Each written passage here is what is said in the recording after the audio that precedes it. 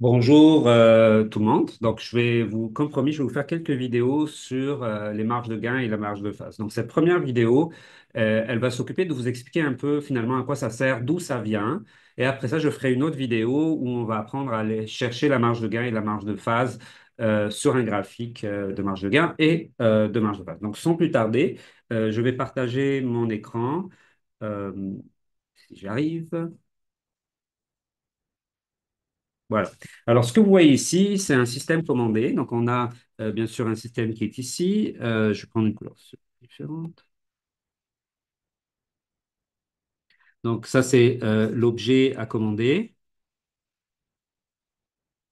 Donc, ça peut être une pièce, ça peut être un moteur, ça peut être euh, un four, etc. Votre contrôleur qui est ici. Maintenant, vous savez déjà faire des contrôleurs un peu plus complexes qu'un contrôleur proportionnel. Donc, on a vu proportionnel, proportionnel intégral, proportionnel dérivé et proportionnel intégral dérivé.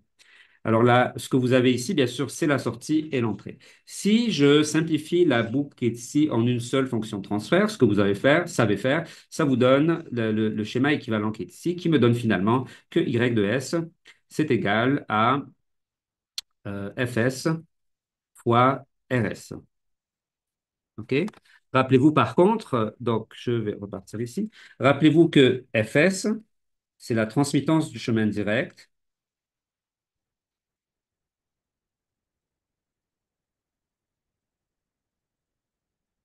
sur c'est un retour négatif, donc sur un plus la boucle ouverte ou la transmittance de la boucle ouverte que je vais appeler T2S. OK? On va appeler ça un numérateur sur un dénominateur. Donc, c'est un polynôme sur un polynôme. Et j'ai donc que YS égale NS sur TS fois RS. Pour qu'un système, là, c'est très important de bien suivre. Pour qu'un système soit considéré instable, il faudrait que pour une entrée finie, vous ayez une sortie infinie ou qui va vers l'infini. Alors, on va jouer avec ça. On va écrire que c'est quoi l'amplitude de RS? L'amplitude de RS, je me corrige, l'amplitude de Y de S, donc de la sortie, dans ce cas de figure-là, c'est l'amplitude de NS sur DS, donc c'est l'amplitude de la fonction de transfert en boucle fermée, multipliée par l'amplitude de RS. Pour que ce système-là soit considéré instable, OK? Alors, quand on était dans le domaine temporel et qu'on parlait des pôles, tout ce qu'on faisait, c'est de regarder est-ce que nos pôles sont à partie réelle positive, parce qu'en fait, la partie réelle se retrouve dans la réponse exponentielle. Et donc, quand multiplié par le temps, et donc à la base, quand le temps augmente, cette exponentielle augmente et elle a tendance à amplifier la réponse. Et donc, pour une entrée finie, vous avez une sortie infinie. Dans le cas de figure qui est ici, je veux chercher, elle est où l'instabilité? Pour une entrée finie, quand est-ce que je vais avoir une sortie? Oups, ah, ça fait gros comme une sortie infinie. C'est ça la question.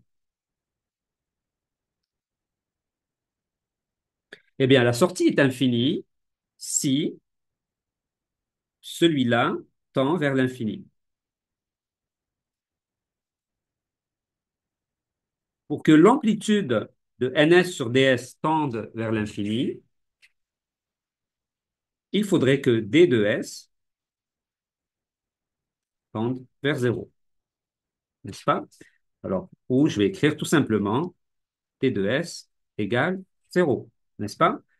Mais D2S, c'est quoi? C'est le dénominateur de la fonction transfert en boucle fermée. Donc, c'est égal à 1 plus T2S, égal à 0. Donc, pour que je puisse être stable, j'ai besoin, dans ce cas de figure-là, bien sûr, vous vous rappelez, ici, on travaille dans le domaine fréquentiel, de m'éloigner de cette équation-là. Et là, T2S, 1 plus T2S égale 0, ça donne T2S égale moins 1. Et donc, je dois m'éloigner de T2S égale moins 1. T2S égale moins 1, ça veut dire que l'amplitude, c'est 1 et l'argument est pardon, est égal à, ah, ça marche pas, est égal à moins 180 degrés. Alors, une amplitude de 1, ça donne en décibels 0 décibel parce que c'est 20 logarithmes de 1, donc ça donne 0 décibel.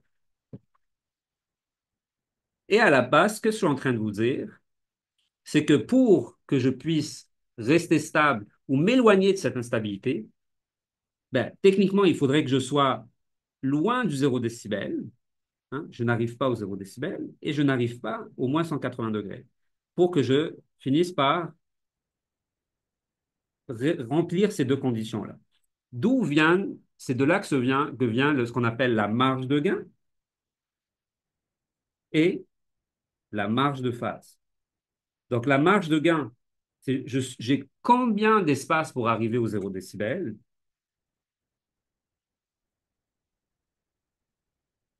Donc, je suis loin de delta G de l'instabilité. On verra après comment on voit sur le diagramme. Et delta phi, donc, j'ai combien de phases avant l'instabilité.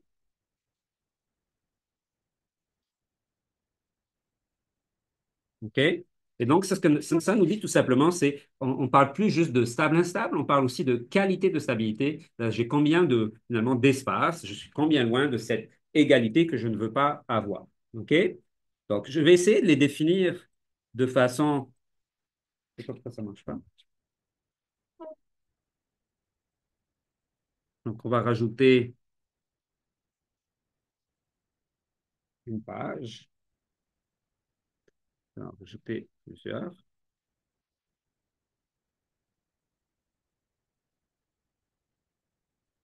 OK? Donc, on va aller à la prochaine page ici. Et je vais faire quelques définitions qu'on va garder ensemble.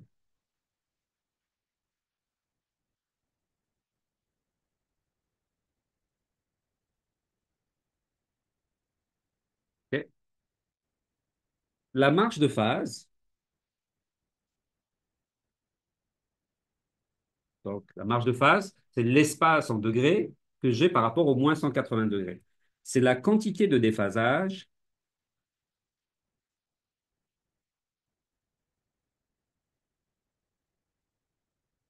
supplémentaire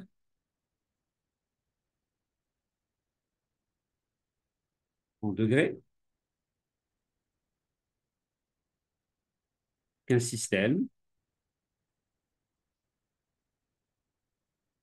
peut tolérer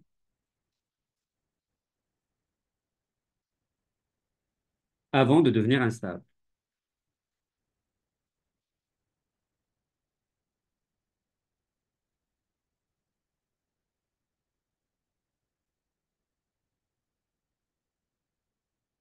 OK?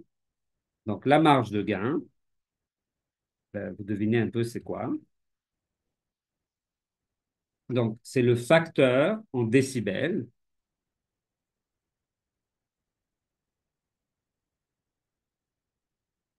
par lequel on peut augmenter le gain.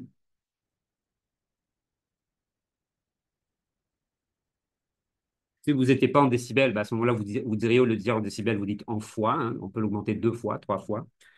Par lequel on peut augmenter le gain du système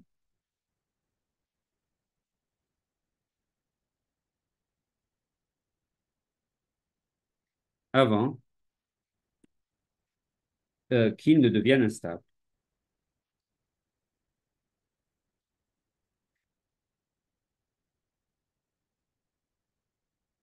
Alors, ce qu'il faut se rappeler, c'est que la marge de gain nous permet de rejeter les retards. Donc, si vous vous rappelez, dans le cours, j'avais montré la courbe de phase de retard qui faisait quelque chose comme ça. Et donc, au fait, le retard rajoute de la phase. Si je rajoute une courbe de cette sorte-là à une courbe de gain, ben, elle va la baisser à un moment donné en dessous du moins 180 degrés. Donc, je perds le buffer que j'avais. Donc, au fait, la marge de phase nous permet finalement d'avoir une marge contre les retards,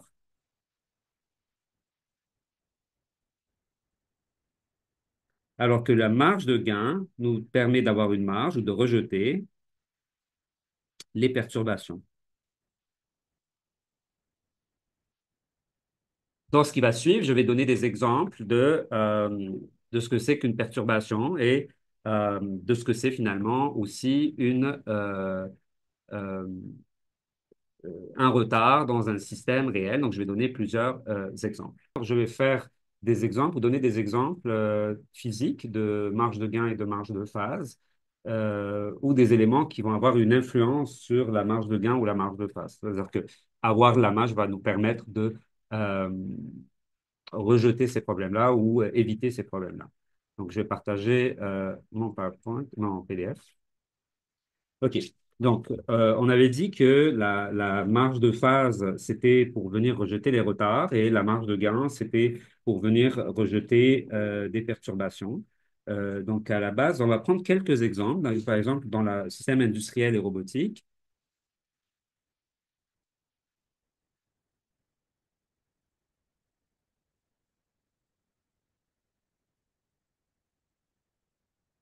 Alors, pour la marge de phase, donc pour le delta phi, alors qu'est-ce qui pourrait, par exemple, dans un robot industriel, si vous avez un bras robotisé contrôlé à distance, OK?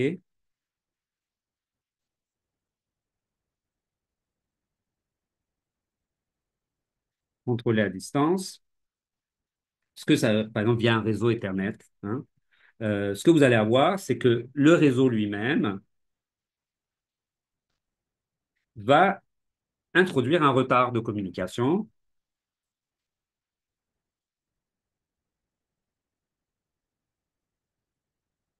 Donc, vous avez besoin d'une robustesse par rapport à ce déphasage.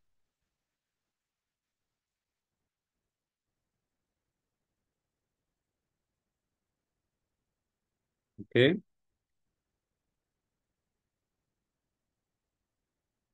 Un autre exemple de marge de phase, si vous faites pareil, de la chirurgie robotisée à distance,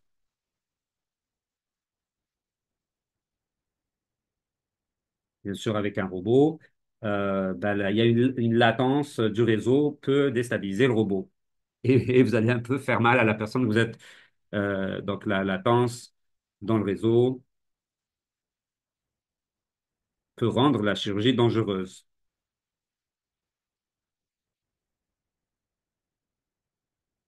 Oui.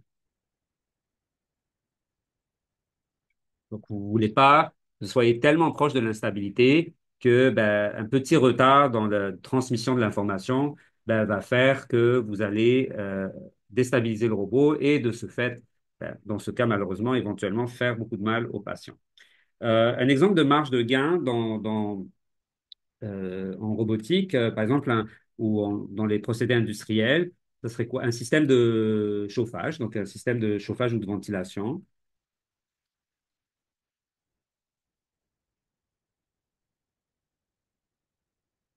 ou ventilation.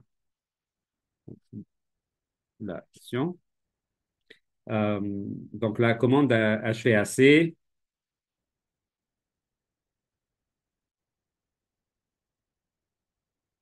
euh, dont les capteurs vieillissent, hein, ou les vannes. Les capteurs ou les vannes. Donc là, c'est un mot difficile pour moi. Vieillissent, V-I-E-I. Il y a trop de I. Vieillissent. OK? Et donc, c'est un peu ce que ça va faire, c'est une perturbation qui est due au vieillissement de ce que vous êtes en train d'utiliser. Et donc, à ce moment-là, ben, vous allez avoir le gain varie avec l'environnement. OK? Et donc, vous allez avoir un problème de marge de gain. Vous pourriez éventuellement aussi avoir un problème de marge de phase aussi ici, parce que les vannes qui vieillissent vont éventuellement créer des retards de transmission. Euh, Quel autre exemple? On peut prendre des exemples en aéronautique, en aéro ou en automobile. Vous pouvez avoir, par exemple, le délai entre la lecture GPS et l'action sur les commandes. Par exemple, le pilote automatique,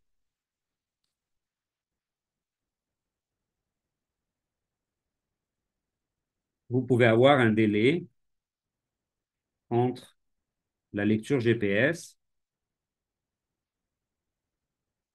et l'action des commandes. Et donc, bien sûr, ici, vous avez un retard et donc c'est un problème de marge de phase. OK? Pour les drones quadricoptères que vous aimez, je sais pas si vous les, vous avez le droit de ne pas les aimer si vous voulez pas.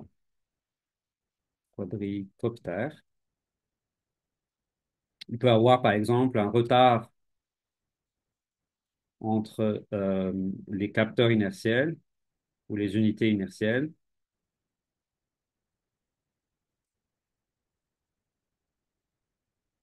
et les moteurs.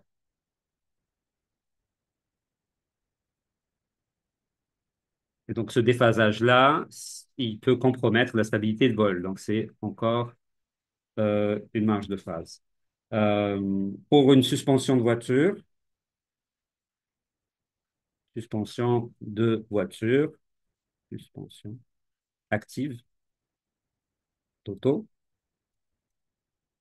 Le comportement du système peut changer. Le comportement du système peut changer en fonction de l'usure ou de la température, par exemple.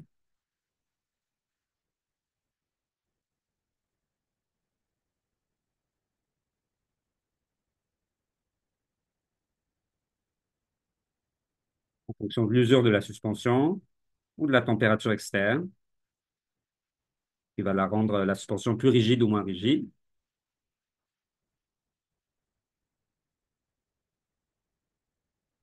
Et ça va faire en sorte que votre gain peut augmenter ou changer. Et donc, vous allez avoir beaucoup d'oscillations et probablement l'instabilité. Donc, ça, c'est une histoire de, on a besoin d'une marge de gain. En électronique, j'ai donné des exemples en robotique. OK, donc en électronique, vous pouvez avoir, on va aller à la prochaine page, ce qui est assez connu, donc en électronique de énergie.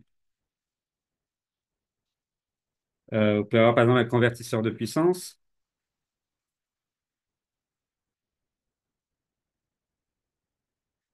Si les composantes électroniques varient avec le temps, ben, vous pouvez avoir euh, des problèmes de perturbation. Donc, à la base, variation de la performance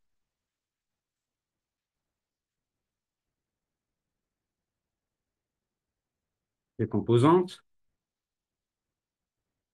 Donc, on voit ici, c'est une perturbation. Donc, au fait, pour prévenir ça, on a besoin d'avoir une bonne marge de gain, un amplificateur audio aussi. Donc, l'impédance ou la source d'entrée, par exemple, amplificateur audio. Donc, si l'impédance euh, ou la source d'entrée varie, vous allez avoir une distorsion ou des sifflements du signal,